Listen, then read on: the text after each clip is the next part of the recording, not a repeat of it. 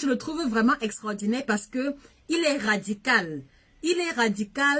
Il est radical pour les cas de constipation. Il est radical pour les cas de ballonnement. Il est radical pour ceux qui font 3-4 jours avant d'aller au petit coin. Il est radical, il est radical. J'ai nommé ici, d'accord, j'ai nommé ici les épinards. Alors la question que je vous pose, les amis, à quand remonte ton dernier plat d'épinards?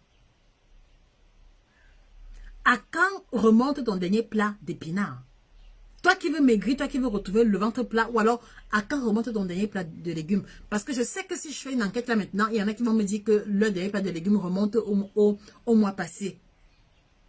Donc les épinards font aussi partie de ce que moi je considère comme étant des légumes dont nous devions privilégier la consommation si nous avons en perspective la perte de poids ou alors retrouver le ventre plat.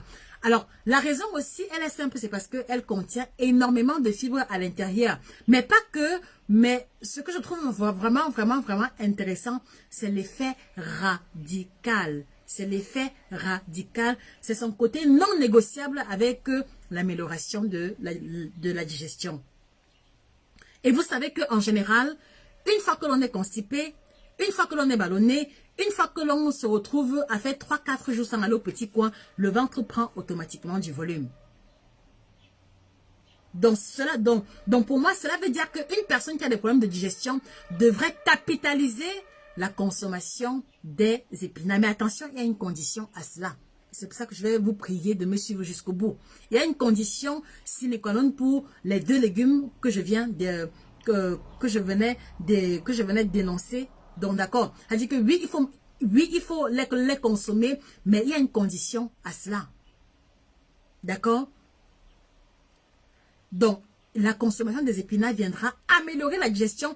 Et à ce niveau, pour ceux qui sont hyper constipés, pour ceux qui ont de longs intestins, parce que vous devez savoir qu'il y a des personnes qui, depuis la naissance, c'est-à-dire qu'il y a des personnes qui, depuis la naissance, d'accord, souffrent de constipation. Pas parce qu'ils ne mangent pas les fruits, pas parce qu'ils ne mangent pas de légumes, mais parce que naturellement, ils ont des intestins un peu plus longs que la norme. Et donc, une personne qui a des intestins un peu plus longs, une personne qui a des intestins un peu plus long que la norme, d'accord, va avoir besoin d'un temps de remplissage un peu plus long qu'une personne standard. D'où la raison, d'où le fait qu'une personne peut faire pratiquement 2 jours sans aller au petit coin, même ayant mangé les fruits et les légumes. Et donc, pour les personnes qui souffrent de constipation chronique, je vous encourage à apprendre, d'accord, à apprendre soit à manger les épinards de manière régulière, au dîner, d'accord, et comme ça, cela aura le temps d'agir sur le transit tout au long de la nuit et le matin, vous pourrez aller au petit coin. Ou alors de commencer votre matinée avec un plat d'épinards. Pour moi, il n'est pas interdit de manger les épinards en guise de petit déjeuner.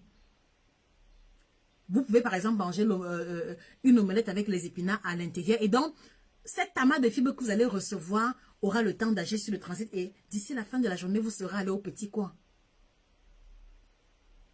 Donc voilà, pour ma part, les 2 légumes sur lesquels je voudrais attirer votre attention. Donc si tu fais partie des personnes qui esquivent souvent les aubergines, qui esquivent souvent les aubergines ou les épinards au marché, alors que cela soit un élément ou une source de motivation pour toi pour recommencer à les consommer. Parce que dans tous les cas, si vous implémentez votre alimentation avec ces 2 groupes alimentaires, vous verrez une différence au niveau de votre tour de taille. Mais il y a une condition à cela et c'est au niveau de la condition que je vais intervenir. D'accord?